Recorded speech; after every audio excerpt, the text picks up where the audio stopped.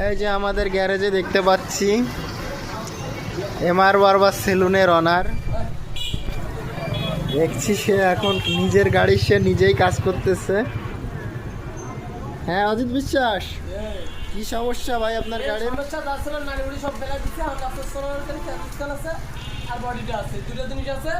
আর এই যে মেন ম্যাশিং যেটা সেটা আছে, ট্যাঙ্কি থাকবে না, থাকবে হচ্ছে বোতল, বোতলের হচ্ছে গাড়িতে 300 সিসি, পাক্কা 300 সিসি। ওকে, সে ঠিক আছে ভাই, আপনার গাড়িটার নাম কি? ভাই গাড়ি ঠিক করতে আপনারা লাগছে ভাই, মিস্ত্রি আসবে, একের মিস্ত্রি ভাই। আমার কাছে গাড়ি আসলে সেটা ডেলিভারি না ছাড়বে না।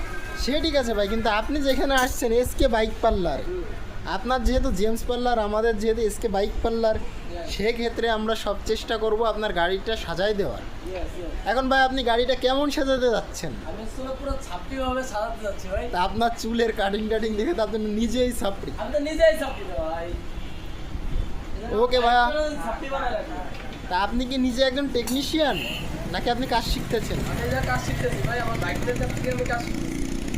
ওকে, আপনার ভাইয়ের নাম কি? আমার বাইকের নাম আব্দুল হাবিব। ভাগ্নে তো একের কাজ করে যা দেখতেছি।